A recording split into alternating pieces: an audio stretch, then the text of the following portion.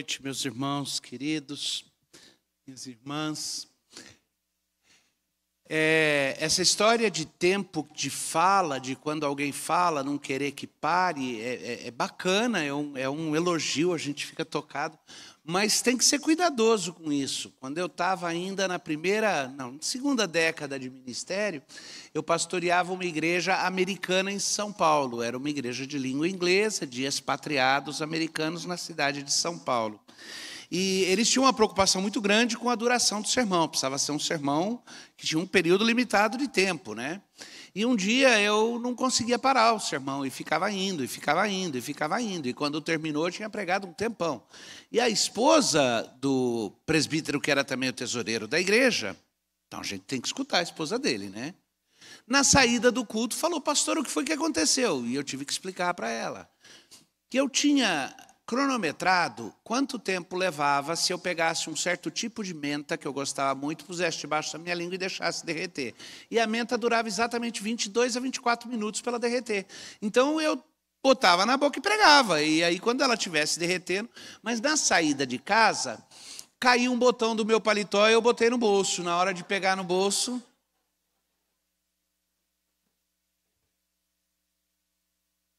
não é verdade, obviamente, isso, mas é que eu vou falar de feiura e beleza, e o tema é um tema necessário para complementar o que eu compartilhei com vocês desde ontem e hoje de manhã. Terminei o sermão hoje de manhã lembrando aquela música que eu sei que tocou o coração de alguns dos mais velhos, que a beleza de Cristo se veja em mim. E agora eu vou falar sobre feiura e beleza. E é óbvio que, num certo sentido, acho que vários dos senhores e senhoras concordariam comigo que o poetinha, lembra quem é o poetinha?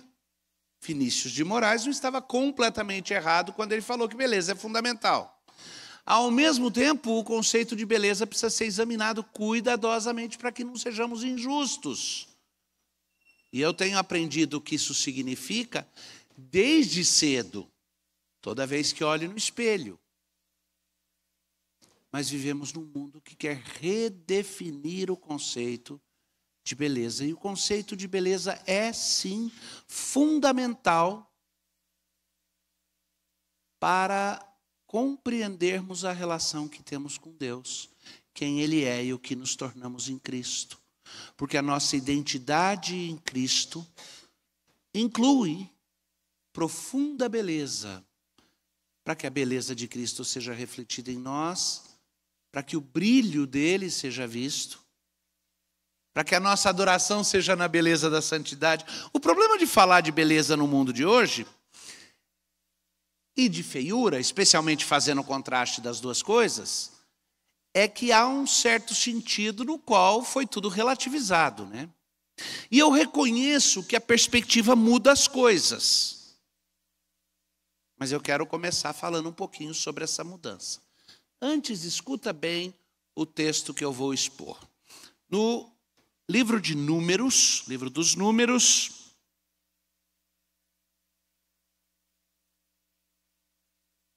eu vou me referir aos versículos 25 em diante no capítulo 23 e depois no capítulo 24 até o 11. Mas eu vou ler partes em momentos distintos do sermão.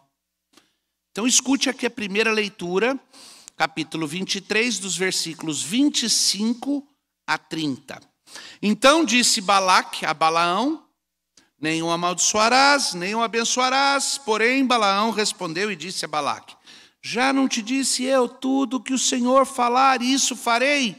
Disse mais Balaque a Balaão: ora, vem e te levarei a outro lugar, porventura parecerá bem aos olhos de Deus que dali mo amaldiçoes.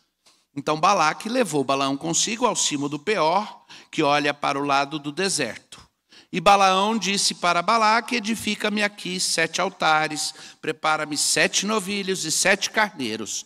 Balaque, pois, fez como dissera Balaão, e ofereceu sobre cada altar um novilho e um carneiro.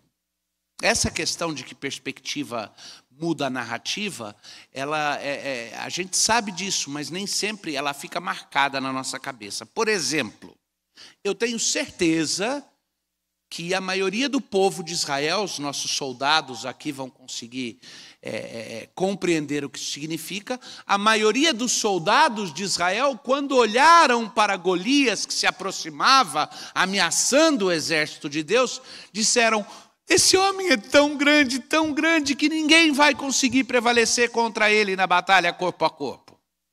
Mas Davi teve uma perspectiva diferente. Ele disse: mano, com uma testa daquele tamanho eu não erro nunca.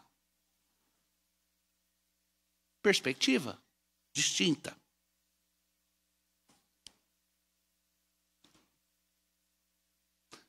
Um fazendeiro estava cuidando dos animais dele, e um homem parou um carro, uma almofadinha, vestido de terno, desceu do carro, caminhou até o fazendeiro e virou e falou: quanto vale uma vaca dessas que o senhor tem aí? E o fazendeiro virou para ele e falou, era um fazendeiro mineiro, tá? Então ele virou: uai, senhor, depende. O senhor atropelou uma ou o senhor é fiscal do imposto de renda? Relativo, né? A história é diferente. Sabe aquelas colunas de jornal que as pessoas antigamente escreviam cartas perguntando: cara fulana, como é que as senhoras aí me ajudem? Antigamente era comum isso. Fazia perguntas sentimentais, fazia perguntas para a sábia do jornal e ela respondia na coluna dela. Uma mulher escreve lá, cara Abi, né? Acho que era Abi o nome dela. Nosso filho se casou em janeiro e 5 meses mais tarde a sua esposa deu à luz a um bebê de 3,5 kg. Eles disseram que o bebê é prematuro. Pode um bebê prematuro nascer com tamanho e peso? E a resposta que a moça do jornal deu é: cara senhora, o bebê chegou na hora, o casamento é que estava atrasado. Perspectivas. Mas o que eu li para vocês em Números é uma história muito curiosa. Ela é curiosa especificamente porque ela aparece no meio de uma narrativa feia. E eu levei um choque com isso anos atrás, quando ouvia a palavra de Deus. Eu tinha o hábito em viagens mais longas, e eu viajava todo dia para ir para São Paulo, pegava engarrafamento de longe de onde eu moro, na zona rural. E então o que eu fazia no meu caminho para o trabalho em São Paulo era ouvir as Escrituras. Eu tinha os arquivos digitais, naquela época eu tinha em CD as Escrituras e eu ia ouvindo. E eu estava ouvindo o livro de Números, e eu comecei a sentir naqueles dias em que eu ouvia Números uma opressão forte, porque era tanta coisa feia. Tudo o que eu ouvia ali, especificamente nos livros de Moisés, mas ali nos livros de Moisés me encantavam outras coisas que eu tinha prestado atenção. Mas no livro de Números eu comecei a ler a respeito, basicamente a história é o seguinte: Deus é fiel, Deus livra o povo vai, se envolve com bruxaria, se envolve com idolatria, se afasta do Senhor, faz imoralidade. Deus vai, chama a atenção do povo, o povo vai lá, ganha uma batalha, fica orgulhoso, vai lá e começa a fazer coisa ruim de novo. Era uma história de tragédia em cima de tragédia de um povo infiel. Mas não era só isso. Eu comecei a ficar incomodado com a feiura que eu via nas personagens que o próprio livro bíblico relata ali. Era difícil ouvir a história da vida de pessoas como o próprio Moisés. Desculpa, mas Moisés era carne dura, viu? Ele aprontava umas que eram... Mas antes disso, nossos pais na fé. E eu confesso que eu estava começando a ficar incomodado. E em parte eu começava a ficar incomodado porque eu sei que toda vez que eu olho e vejo os desafios dos nossos heróis na fé, os desafios dos crentes ao meu redor, eu sou lembrado que são os meus desafios também.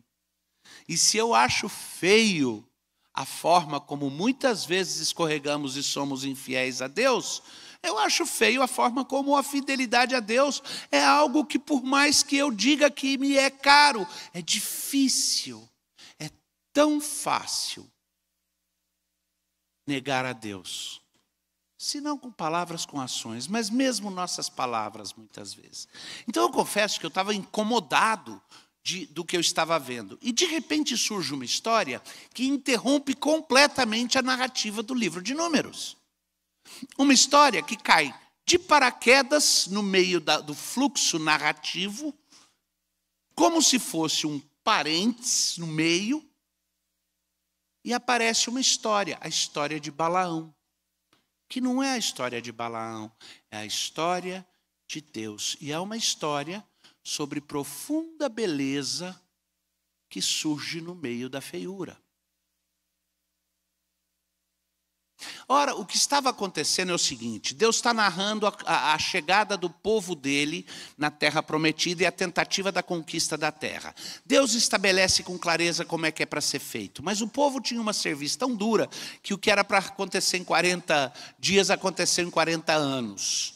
Essa viagem, e até Moisés perdeu a oportunidade de entrar na terra prometida porque foi desobediente a Deus. E aqui nos capítulos que antecedem o capítulo 23, onde surge essa história de Balaão, conta coisas horríveis. O povo de Deus que se recusava a cumprir as ordens de Deus quanto ao inimigo, mas que ia lá no acampamento do inimigo para tomar a esposa do inimigo, que no meio do acampamento de Israel faziam perversidades lá no meio, como se ninguém estivesse vendo.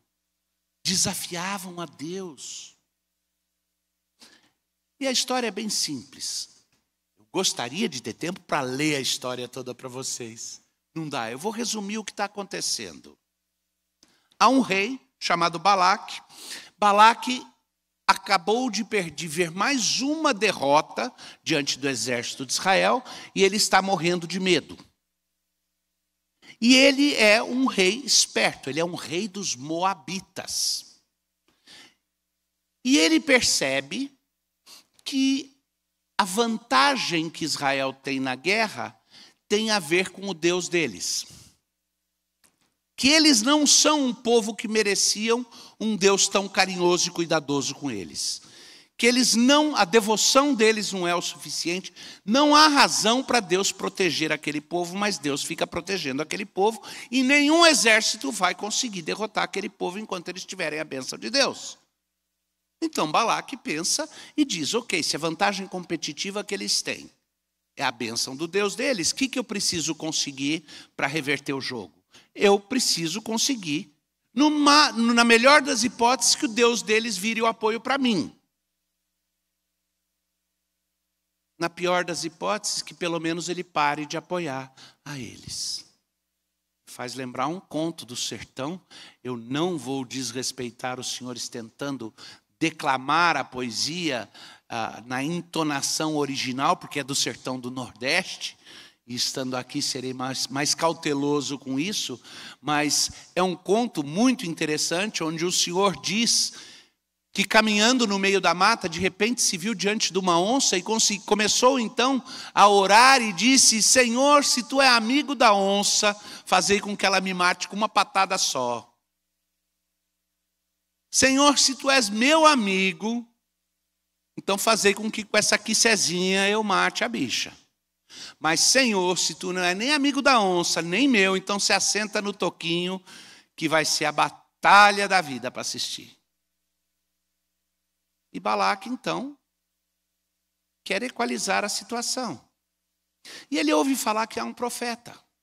E em nenhum lugar no Antigo Testamento há uma negativa quanto ao fato de que Balaão era profeta. Balaque ouve falar que há um profeta chamado Balaão, que não é do povo de Deus, mas que é chamado de profeta. E Balaque diz, eu vou contratar os serviços de Balaão para que ele amaldiçoe o povo de Deus, porque se ele amaldiçoar o povo de Deus, eu vou ter vitória. E ele então manda emissários falarem com Balaque e dizerem, com Balaão e dizerem, Balaque está disposto a te dar muita prata se você amaldiçoar o povo de Deus, o povo de Israel, para ele poder ganhar na batalha. E Balaque ficou muito tentado, e Balaão ficou muito tentado, e eu imagino que Balaão teria dito para os homens de Balaque, olha, quer dizer, olha que eu estou imaginando, porque o texto diz o que ele falou, mas eu imagino que ele falou isso assim, esfregando as mãos e pensando, será que não tem um jeitinho? Mas ele disse, eu não posso fazer isso, a não ser que Deus mande eu fazer, porque eu sou um profeta de Deus.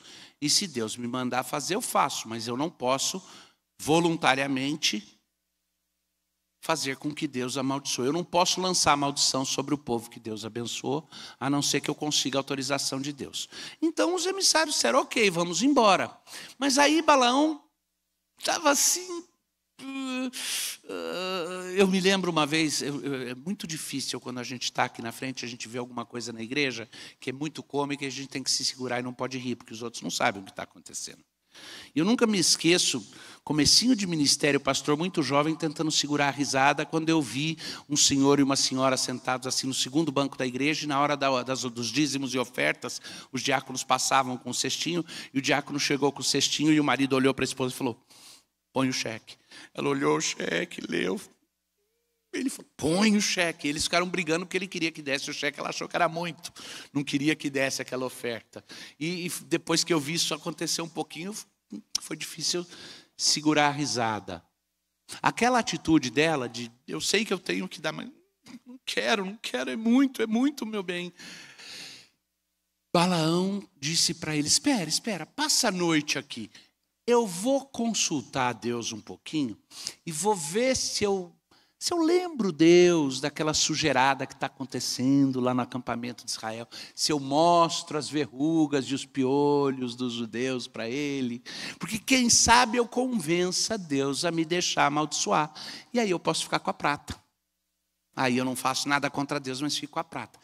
Deixa eu procurar a feiura do povo, porque se eu lembrar Deus como esse povo é feio, talvez ele deixe amaldiçoar.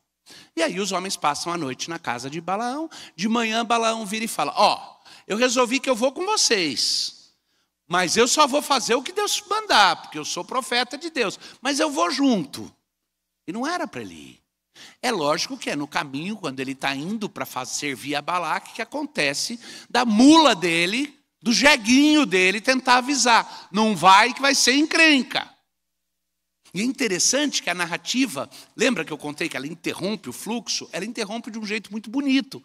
Porque quando está contando a história da mulinha ou do jeguinho, conta que Balaão no começo começou a tentar, o jeguinho espremeu a perna dele contra a parede, não dava, ele queria ir, ele bateu.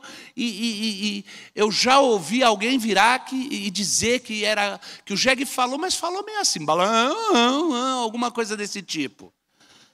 Mas a Bíblia diz que a mula virou para ele e falou, Balaão, por que você está me batendo? Você não está vendo o anjo do Senhor aí na frente? Mas Balaão foi em frente e encontrou com Balaque. E quando ele se encontrou com Balaque, Balaque disse, eu vou te dar metade do ouro do meu reino se você amaldiçoar o povo de Israel. E Balaão disse, vou tentar, vamos ver se eu consigo. Vou tentar dar um jeitinho. Isso aconteceu 3 vezes. E na terceira aconteceu uma coisa extraordinária e espetacular. E o que eu quero dizer para vocês hoje é que a nossa tendência é procurar a feiura.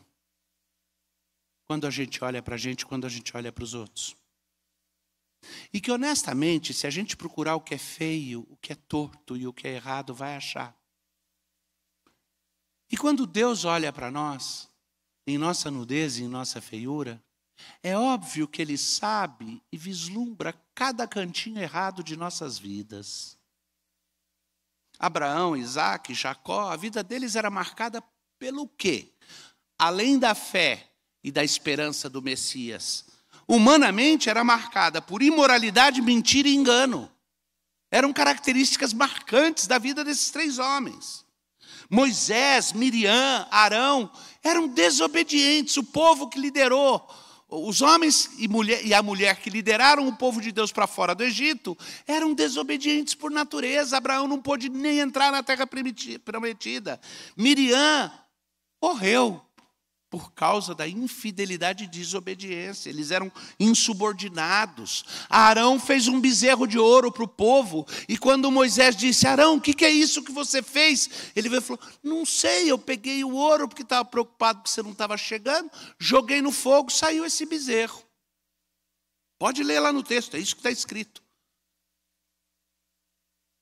Desculpa, eles eram pusilânimes, como eu sou pusilânime.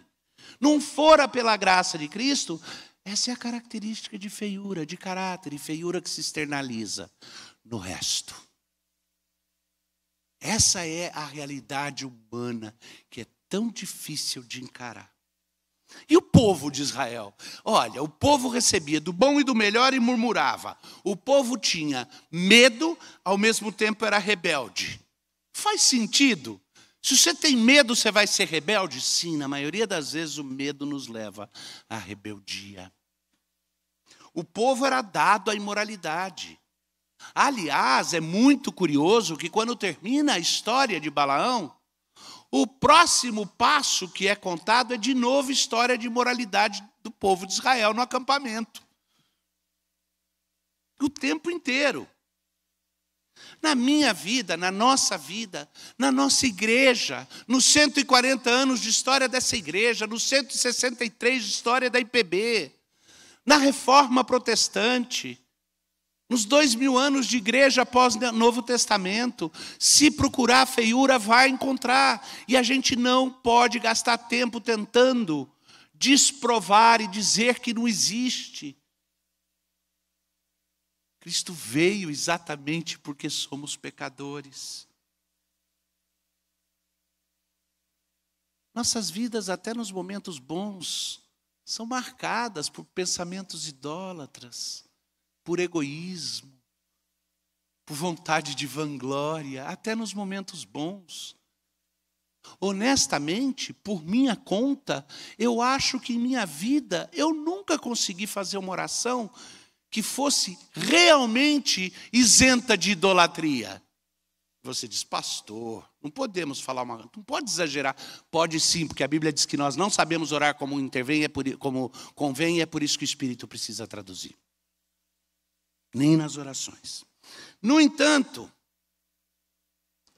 essa tendência de procurar ver a feiura dos outros, até da nossa vida, e no meio do povo de Deus, geralmente ela trai uma tentativa de abandonar a palavra do Senhor e de manipular a palavra do Senhor e manipular a vontade de Deus para os nossos fins. Não é muito diferente de Balaão, que vira para Balaque e fala: eu não devia, porque eu só posso fazer o que Deus mandar, mas eu vou tentar convencer a Deus, apontando a feiura do povo, para ver se ele me deixa amaldiçoá-los, porque daí eu ganho a prata. Notou o caminho? Circunvenciando aquilo que Deus disse que quer. Isso é uma tendência. Para Balaão, para Balaque, o entendimento era simples. Nós nunca escorregamos nisso. Mas para eles, pimenta nos olhos dos outros pode ser colírio no meu. Para eles, miséria gosta de companhia. Já ouviram essa expressão, miséria gosta de companhia? Meu pai, antes de se converter, meu pai hoje é um pastor já jubilado, mas com décadas e décadas de experiência pastoral, um homem de Deus. Papai se converteu, papai cresceu na igreja de família tradicionalmente presbiteriana, mas ele abandonou o evangelho na adolescência e ele se tornou um ator político. E ele foi preso em 64 por participação em guerrilha, e no golpe de 64 ele foi para a cadeia, no momento da contra-revolução. E papai na cadeia, tendo rejeitado a Deus, tendo rejeitado o evangelho, ele odiava, irônico, né, a forma como Deus age. Papai odiava duas coisas: ele odiava crentes e odiava americanos. Deus fez dele um pastor, casado com uma americana, pai de 3 filhos americanos, né? Mas papai conta que quando ele foi lançado na cadeia na primeira noite, ele não tinha nem sido transferido para um centro permanente de detenção, mas foi colocado numa cela. Ele estava ali em desespero, com medo do que seria, chorando, quando de repente abriram a porta da cela e o cunhado dele foi lançado dentro da cela junto com ele. E ele olhou e falou: Derlo, que bom que você está aqui comigo. Não é incrível que nós somos capazes disso? Que bom que uma pessoa que eu amo está aqui na desgraça comigo, que eu não estou sozinho.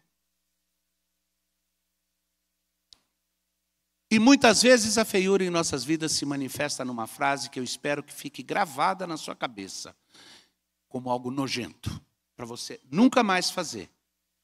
Essa frase se resume em: é necessário que você diminua para que eu cresça. É o contrário da frase bíblica. É necessário que eu diminua para que Cristo cresça. Mas a nossa atitude muitas vezes em relação aos outros é preciso que você diminua para que eu cresça.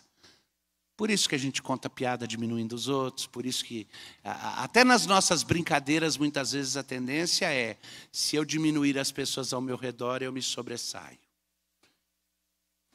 Mas eu prometi beleza, eu estou falando de tanta coisa feia.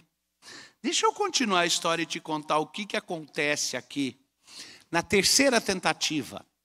Porque na primeira tentativa, Balaão sobe numa montanha com Balaque, e Balaque diz: amaldiçoa aquele povo. E Balaão olha para baixo e vê um pedaço do acampamento de Israel. Dava para ver um canto do acampamento.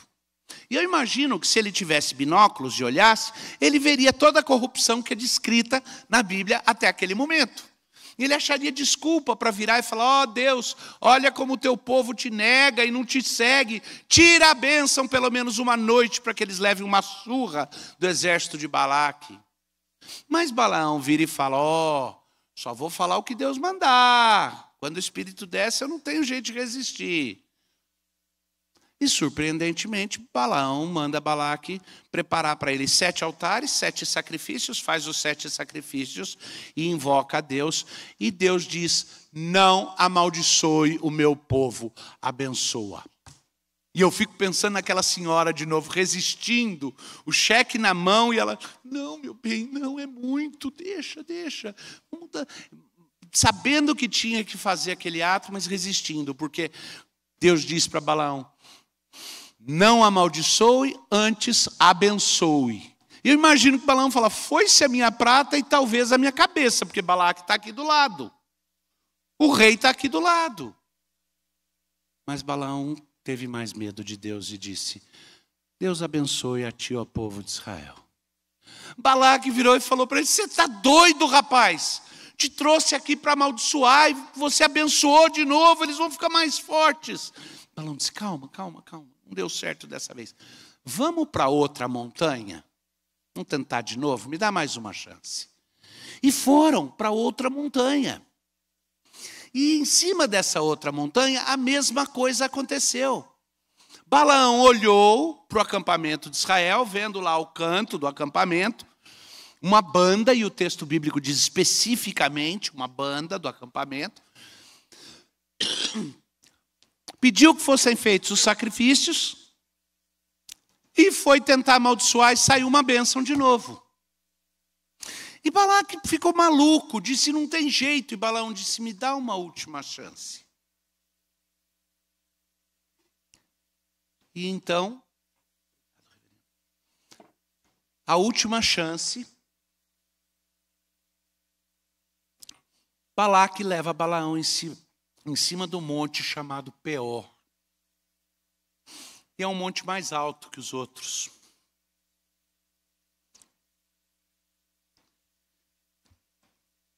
E nesse monte Peor, há uma coisa muito interessante aqui. Eu quero que, se você tiver com a sua Bíblia na mão, fica com ela atento, porque eu vou chamar a atenção para alguma coisa do texto que passa muitas vezes despercebida aos nossos olhos. Quando subiram no monte Peor,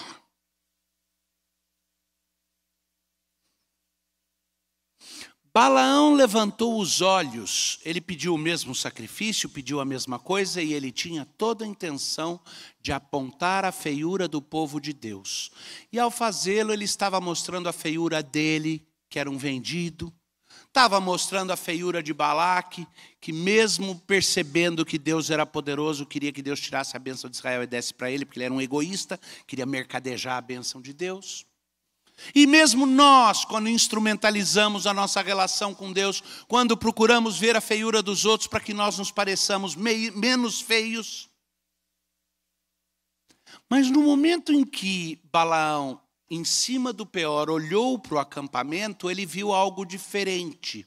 Se você olhar na sua Bíblia, na tradução, o texto simplesmente diz que ele viu as tribos, que ele viu o Israel acampado segundo as tribos. E é fácil passar batido isso.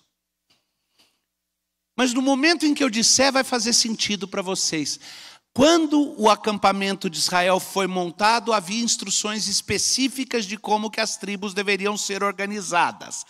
E agora eu estou pedindo que alguém se manifeste e diga se você lembrar. Alguém aqui lembra o que é que estava no centro do acampamento de Israel? O tabernáculo. As tribos eram arranjadas, as 12 tribos ao redor do tabernáculo. Nesse momento, em cima do Peor, Balaão olha e vê a coisa diferente. Deixa eu ler para vocês. Vendo Balaão, que bem parecia aos olhos do Senhor, que abençoasse a Israel, não foi, esta vez, como antes, ao encontro de agouros, mas voltou o rosto para o deserto, levantando Balaão os olhos e vendo Israel acampado segundo as suas tribos, veio sobre ele o Espírito de Deus. Por que isso é tão radical? Porque Balaão só pôde ter uma visão real do que era o povo de Deus quando ele olhou para o povo de Deus ao redor da presença de Deus, que era o tabernáculo no meio do acampamento. O tabernáculo do qual irradiava o Shekinah de Deus, que expurga o pecado em antecipação do Cordeiro perfeito. Porque Israel, à parte da presença divina no meio deles, era um povo feio mesmo, moralmente feio, politicamente bagunçado. Mas ao levar em conta a presença, a habitação de Deus com seu povo, algo mudava na perspectiva. A habitação de Deus com seu povo é a nova perspectiva.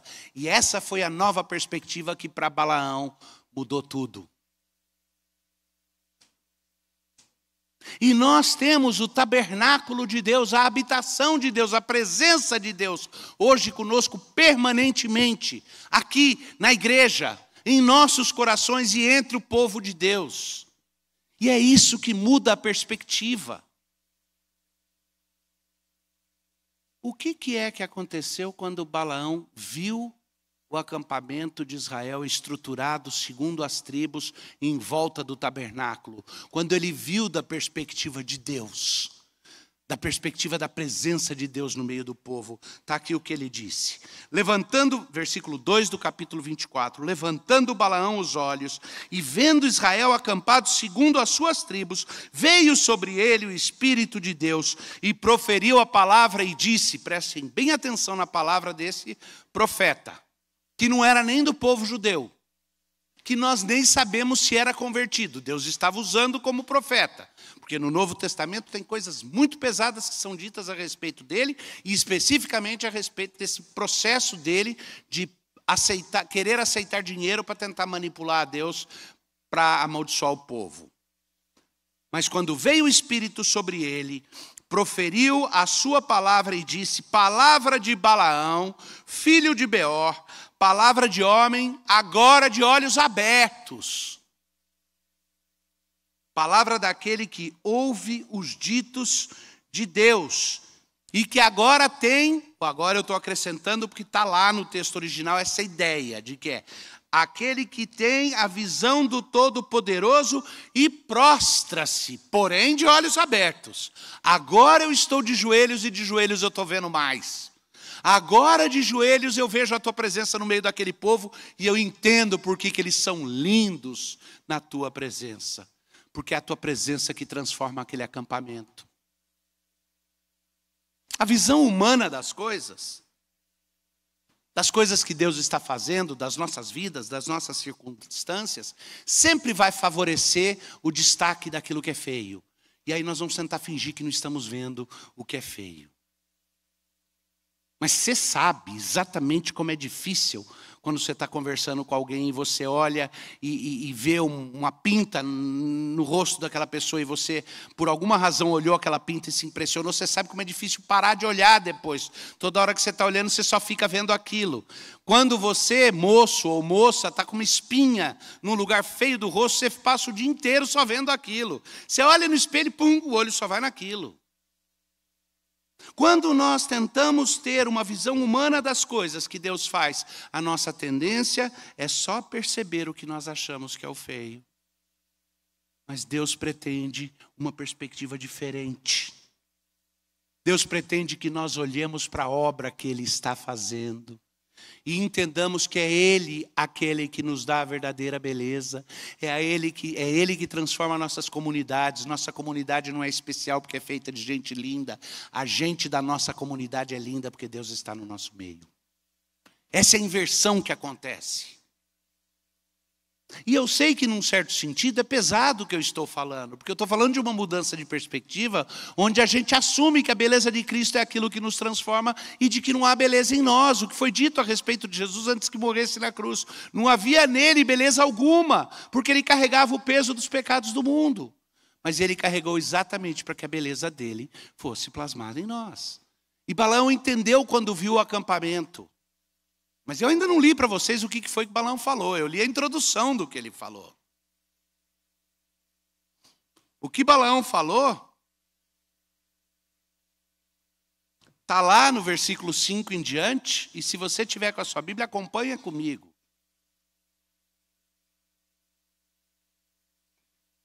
Que boas são as tuas tendas, ó Jacó. Que boas são as tuas moradas, ó Israel. Como vales que se estendem, como jardins à beira dos rios, como árvores de sândalo, como jardins à beira dos rios que o Senhor plantou, como cedros junto às águas. Que lindos são os teus tabernáculos, Israel. Que bonito você é, Israel. Que linda a tua habitação. Foi isso que Balaão teve que proclamar. Que beleza habita no meio de vocês, quando vistos da perspectiva do Deus que faz habitação no seu meio. Toda feiura fica transformada, ela vira passageira, ela vira aquilo que Deus ainda vai purificar. No caso dos judeus aqui, 40 aninhos no deserto para dar uma limpadinha. Mas a beleza já estava lá desde o começo. Ok, algumas dessas coisas são um pouco pesadas, então deixa eu ajudar vocês a entenderem essa possibilidade, entenderem a mudança de perspectiva e a diferença que a presença de Cristo faz com uma forma mais leve. Imagine, por exemplo, na época de Jesus e os discípulos dele, se Jesus contratasse uma consultoria, do jeito moderno que a gente faz, ele contratasse a consultoria Jordão de gerência de pessoas, para ajudá-lo na hora de escolher os discípulos. E ele pedisse que eles fizessem uma análise e tal, dos currículos das pessoas e tal, e esperasse a resposta da consultoria Jordão de gerência de pessoas. E viesse a segunda resposta. Consultoria Jordão, localizado em Haifa, no distrito comercial, para Jesus, filho de José, carpintaria ou carpinteiro, Nazaré. Prezado Senhor, grato pela oportunidade de servi-lo na análise dos currículos dos 12 homens pré-selecionados por Vossa Senhoria para funções gerenciais em sua nova empreitada, submetemos na presente as nossas conclusões. Todos os candidatos foram submetidos a extensa bateria de testes, entrevistas e exames psicológicos e psicomotores. Nossos computadores tabularam os resultados iniciais e nossos experts analisaram as aptidões vocacionais de cada um deles. Sugerimos que o senhor analise cuidadosamente cada relatório, mas como parte do nosso pacote, oferecemos uma análise geral sem custo adicional, assim como as nossas sugestões específicas. Entendemos que quase todos os candidatos não possuem a instrução adequada e o preparo para a função a ser exercida. Eles não têm espírito de equipe e não trabalham bem como grupo. Recomendamos fortemente que o senhor continue entrevistando outros candidatos com mais experiência e preparo. Simão Pedro é emocionalmente instável, além de ter sido reprovado no exame psicomotor. Erra a mira, né? André não possui quaisquer habilidades de liderança. Os 2 irmãos, Tiago e João, filhos de Zebedeus, além de problemas de relação familiar, colocam seus interesses pessoais acima da função. Tomé demonstra uma atitude cética que afetará o clima empresarial. Quanto a Mateus, sentimos obrigação de dizer que seu nome consta no cadastro do Serasa. Tiago, filho de Alfeu e Tadeus, definitivamente possuem tendências radicais, tendo ambos também revelado alto grau de risco na escala maníaco-depressiva. Um dos seus candidatos, entretanto, revelou-se promissor. É homem de habilidade e tino comercial, bem relacionado com gente importante, possui uma mente rápida para a ação estratégica, é capaz de negociar em situações tensas, é ambicioso, talentoso, motivado e bem conectado. Recomendamos, portanto, que Judas Iscariote seja contratado como controlador do empreendimento e talvez seu braço direito. Os resultados anexos são autoexplicativos, desejamos sucesso em seu novo empreendimento, sinceramente, Consultoria Jordão de Gerência de Pessoas. E o pior é que eu sei que tem gente aqui que conhece essas consultorias e sabe que é bem possível que rolasse alguma coisa desse jeito, né? Porque olhando pelos olhos humanos, era um time miserável e talvez Judas ali fosse o que tinha, humanamente falando ali, uma boa potencialidade. Mas Jesus Cristo olhou para o coração de cada um daqueles homens e escolheu habitar no coração deles. E olhou para a sua vida e escolheu te chamar e te trazer aqui nesse momento. E escolheu que você seria parte das pedras vivas que ele usaria para construir um edifício santo de habitação santa. E que a beleza dele seria refletida no nosso meio. E que ele seria a nossa bandeira e a nossa beleza. E que não haveria em nosso meio, enquanto estivermos construídos ao redor da habitação de Emanuel, Deus conosco, não há feiura, não há defeito, não há vergonha, não há peso. Há entre nós o júbilo de nos sabermos como embelezados pelo Salvador. E não é isso me basta. Isso nos torna belos, de verdade. Beleza eterna, beleza que não acaba, beleza que não é passageira e que não é relativa, exceto em relação a Deus, nosso ponto central. Que Ele nos abençoe e produza em nós esse senso profundo e que nós carreguemos isso ao manifestarmos a beleza para esse mundo que precisa tanto de um testemunho claro. Que é um mundo que se tornou feio. A própria palavra diz que ele jaz no maligno. Mas nós temos a beleza do Evangelho para manifestar para esse mundo. Amém. Para mais informações e novidades, siga as nossas redes sociais e fique por dentro de tudo.